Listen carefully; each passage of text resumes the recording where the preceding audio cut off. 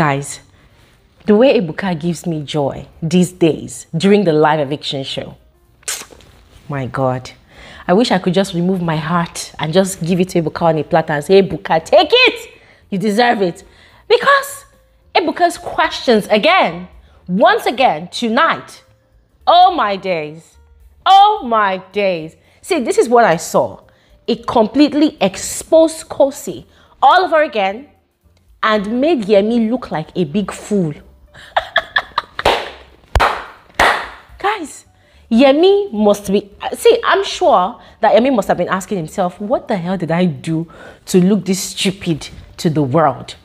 Because, oh my God, even the housemates were shocked. And you know, it was quite interesting because last night they had the so-called Talk Your Talk podcast and Kosi was making it look like, oh, Miracle is the mad person in the house. Yes, everybody was making it look like, oh, Kosi was kind of innocent. Guess what? Ebuka's questions completely exposed Kosi. Yeah. But then the question is, how would Yemi handle it after the live eviction show? Because that's the question. Every time Yemi confronts Kosi, she seduces him. Yemi too will behave like a man that's never seen breasts before in his life. Will behave like a man that has never seen a woman before in his life. And then he'll forget about the conversation. But anyways, tonight's live eviction show was insane. And I'm super excited to share with you all the juicy questions that Ebuka asked again to scatter tables and to expose the deception that certain housemates were still displaying in their house. So please make sure you watch to the end of this video. Do not go anywhere because there's a lot to talk about. All right. And yes, you're all specially welcome back to my YouTube channel. My name is Glory Elijah. This is Frankie Speaking with Glory, and I am the girl with the T. Ladies and gentlemen, if you are just new to this channel and you're yet to subscribe, please do not hesitate to do exactly what you see on your screen. All right. Now quickly, let's proceed into this video. So Ebuka started his questions with the Tabana pair. Of course, he congratulated Tabana on their numerous wins this week. Yes. And then he focused on Nana. So his question to Nana was about Black Boy. Last night, Nana had been saying that she was over and done with Black Boy, especially because she has noticed that he has moved on with Blue Ava. So Ebuka was asking her that, Nana, for real, are you sure that you're over and done with Black Boy? Nana says she's good, that she's done. Like she's actually good. And Ebuka said, okay, so what if he makes moves on you again? Wouldn't you accept him?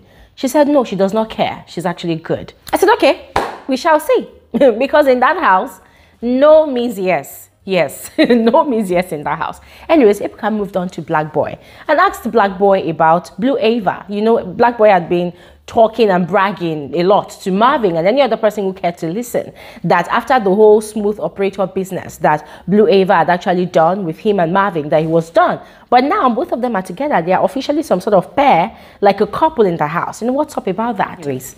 Ebuka asked him how things were between him and Blue Ava, and he said they were cool. So Ebuka asked again, just cool? He said, yes, things were cool. And he said, this is the problem I have with these housemates. They think that us, the viewers, inclusive of Ebuka, were blind, like we do not see what they do. Ladies and gentlemen, Blue Ava and Black Boy are not just cool. These people's relationship has gone beyond being cool. They are now an item, but we're going to leave them to play their sneaky game, and then we're going to expose them much later. Anyways, Ebuka moved on to Marvin, right, and asked the same question about Blue Ava. Marvin said they are just cool. Oh, I forgot to tell you also that Ebuka asked Black Boy about Tati, you know, about how he felt towards Tati and if he was going to make a move if given the opportunity. And he said no, because Kanaga Jr. is his boy. I said, okay, in this house, after all, everybody is everybody's boy and everybody's girl, but if given the chance, they would jump into a ship that they are not supposed to jump onto. Anyways, moving on to Marvin. Ebuka had asked the same question to Marvin, and Marvin has said, oh, that he and Blue, they connected on a very, is it an emotional level, a bikini level? They connected on a certain kind of level, and they are cool, they are okay. About Tati, he said Tati is beautiful, Tati is blah, blah, blah, she's this and that. But these people were not giving a straight answer if they were going to jump onto a ship with Tati or not. Tati, on the other hand, was literally going to disappear in the chair where she was sitting down because she was over and done with getting dragged into unnecessary questions that she knows nothing about. And then the conversation moved on to Kosi. Now, Ebuka reminded Kosi about last week when he had exposed everybody's entanglement. And now he moved on to ask her if she feels like she has been open enough and honest enough with Yemi about her situation with Tabang. I mean, I know how he acts towards me or how he acts towards you. Don't make this about Tabang. It's about how you feel about Tabang. Right. Have you been honest with him? Yes. No, you haven't.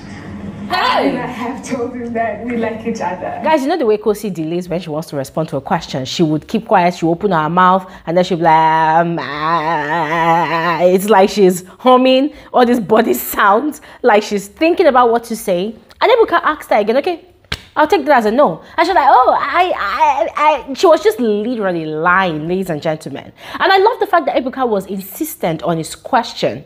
And oh my God, the cameraman was showing Tabang's face and Yemi's face. And oh my God, Yemi looked stupid. I'm sorry to say, but Yemi really looked stupid because it's like this guy thinks he's got things under control. And just last night when he tried asking Kosi the same question about Tabang, which they had been caught in bed by Nelisa, Kosi had exposed their boobs to him. And guess what? They actually did stuff. I don't know if they actually had sex, but they actually did stuff because they were having conversation about it this morning. They were talking about, oh, how you came, oh, how you shouldn't have come, oh, this and that. They actually did stuff. So Kosi literally made Yemi happy in that regard, just to curb that question of, oh, what's happening between herself and Tabang. So the cat is out of the bag. Everybody, the whole housemates, were shocked. Miracle's mouth was literally ajar. His jaw was almost dropping off his face. Yes, everybody was shocked. Because last night during the Talk Your Talk podcast, they all were pointing fingers at Miracle. They made it look like Miracle was the villain. He was the bad guy. He was the evil one. Now, it's now dawned on everybody that Kosi is actually the one that's actually playing these guys in that house. Ebuka moved on to Yvonne and was asking her about what she meant when she had made the statement, oh, finally the break I needed, you know, just after the Great Divide game was called off. And she said, well, it was because she had a lot of punishments. She needed time to, you know, finish up the punishments and she was just overwhelmed. And I'm like, okay, we'll see how that goes. By the way, there was a conversation between Ebubo and GCJ and Marvin last night. I'm going to see how we can bring up that conversation and dissect it.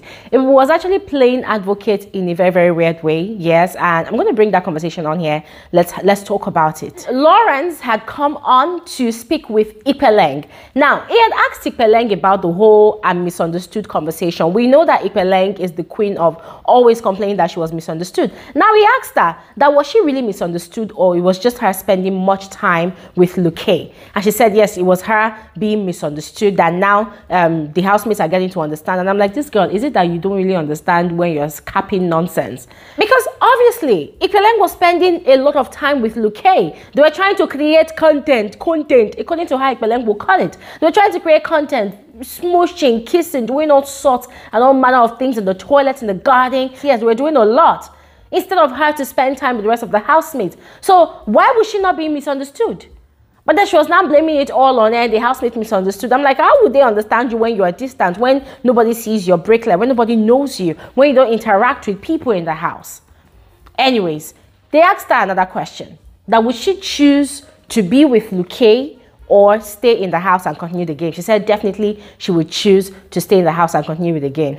I'm like, guys, you know what? I'm done. But anyways, moving on to the evictions of the night. Maya got evicted. I'm sure that by now we know. And frankly speaking, I wasn't really surprised. I wasn't. And in a way, I was kind of happy because of all the trash talking that Yaya did last night. Yeah, against Miracle. Not like I have any emotions invested in Miracle, but nah. I just thought, like, since she felt like she was playing a better game, it was better for her to sit outside and watch and see how other people, you know, who she felt were being snakes, were actually playing the game inside the house.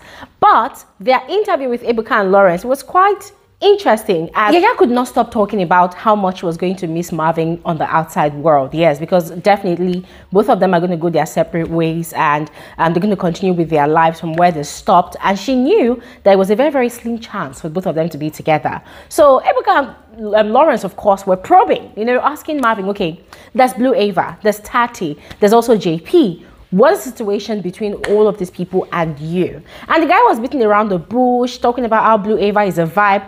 And that was when they created a song for them. That, okay, so you had the most connection with Yaya. So Yaya is a wife, Blue Ava is a vibe. And they were just laughing about it all, But Marvin also talked about the whole Kanaga Jr. situation. And for him, he had to clear the air. He said that it wasn't about Kanaga Jr. swapping him with his veto power.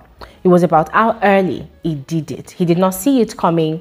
He felt like because they had a bond already, then Kanaga was not going to do such a thing. But you know what, ladies and gentlemen, it was a really cool moment with those two on the stage. The chemistry between both of them was so divine, yes.